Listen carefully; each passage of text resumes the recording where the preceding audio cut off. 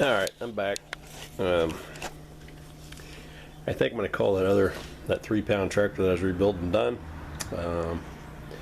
Last time I fired it up, I used, I don't know, this is like 40% nitro as opposed to the 30% that I was using. It seemed to like the 40% a lot better. I prefer the 6% or whatever we get there. Anyhow, it seems to be running okay enough that until I can get it to a pull and give it a shot, we'll see what happens. So my next project is this one. This is our 5-pound Pr-Stock tractor. Again, it's kind of made to look like a Minneapolia-Moline G-VI. It's got the little eyebrow or whatever that the G-VI had, a little trim piece down the side. The nitro fuel is hard on paint, as can be seen by all the gray primer showing through the gold. The gold was my son's idea. Eventually someday I may strip the paint all off and go with a different color scheme. But anyway, right now the problem I've got is the little 061 Norvel Russian-made engine doesn't want to run exactly right. It starts and runs just long enough to get it from the starting box to the track, and then it dies, which is very indicative of a stretch connecting rod. And I'll try and get some video or better information on what that looks like when we get further into this thing. So I've got to get this out so I can get it apart. So you can see,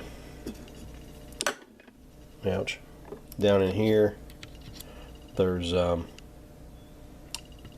of see the heads of some 440 socket head cap screws. There's 4 of those. There's 2 there.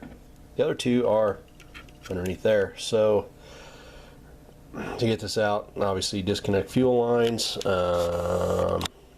the throttle off there. You have to take the exhaust pipe off, and then you can get all 4 of the motor mount bolts off. And then from there we can tear the engine apart. So anyway, I'm going to put this thing over here on a tripod. Let's see. Tripod. Oh, waves. Oh, come on. Oh, there we go. Alright, on the tripod.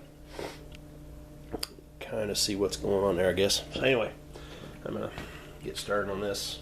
There's the throttle off. Fuel line. Pressure feed for the fuel. Now comes the very tedious task of removing the exhaust pipe. It's not horrible to do if you've got ball end Allen wrenches. Unfortunately, I can't find that set tonight. So slow and steady. Take this apart.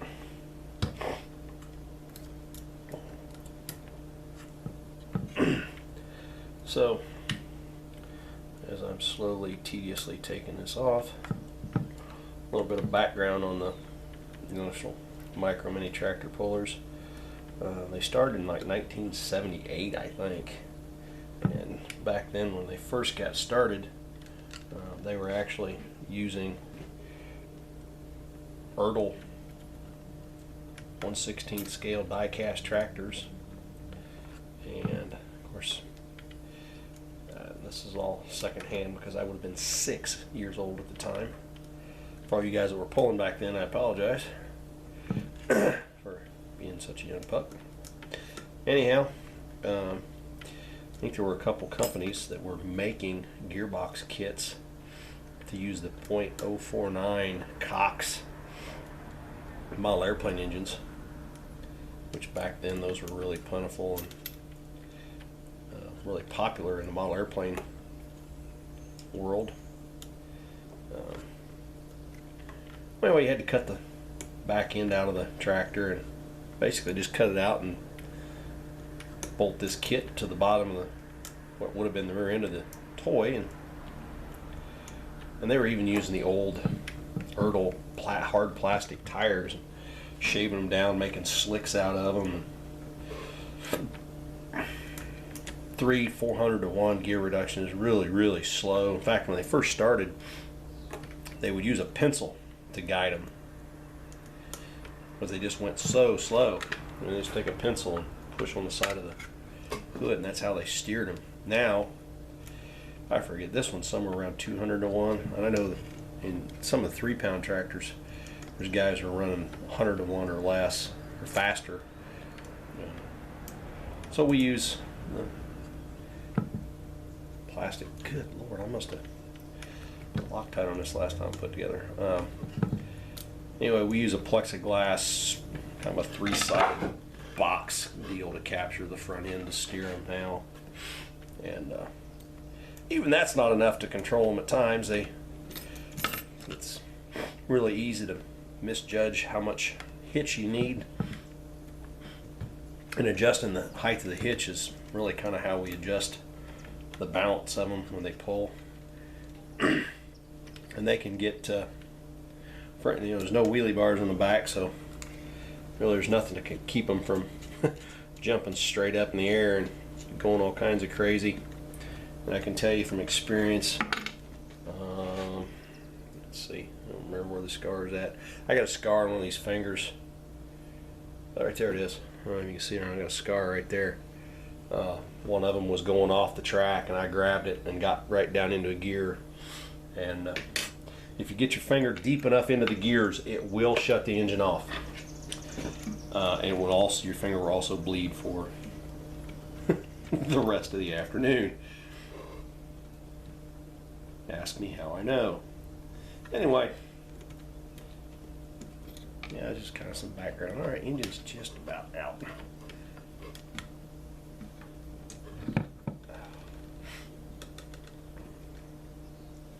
This particular tractor is the machine that I got my first official National Micro Mini Tractor Puller Association win.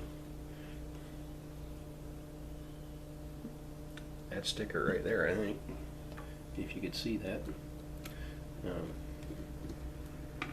Yeah, anyway. Come on now. Oh, am I going to have, yeah, boy. Well. Huh. Hold on a minute. I got to get another tool.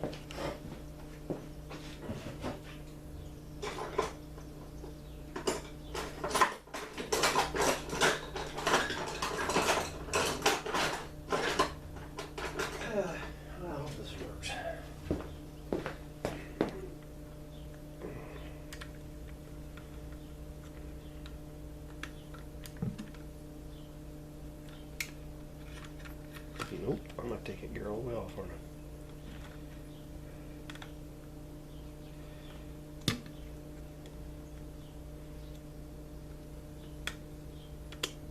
There, that's out of the way. That should be enough for me to get this over. There we go. Oh, don't lose those. There's the motor mounts. Anyway,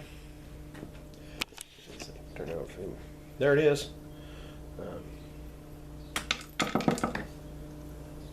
Just back plate off real quick. That wasn't very tight.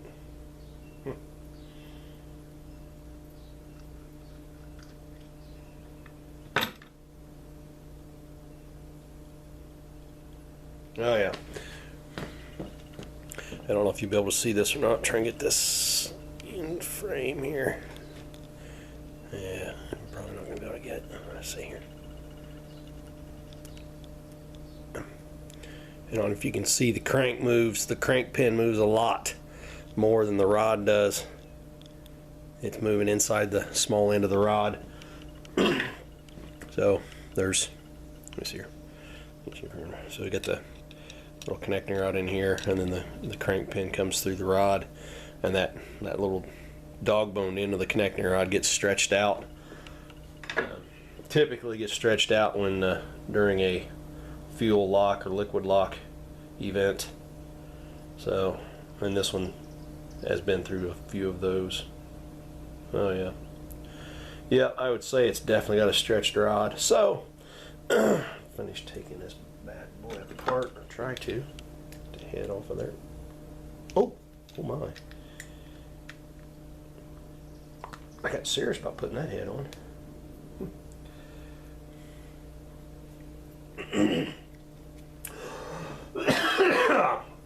Oh, pardon me. Oh boy. All right, well, I'm gonna go get, I think I need some small metric wrenches to get the 4 little head. Oh, sorry. A little frog in my throat or something. Let's see if this helps. Yeah. Get these 4 little bolts out of here so we can get the head off, or the cylinder.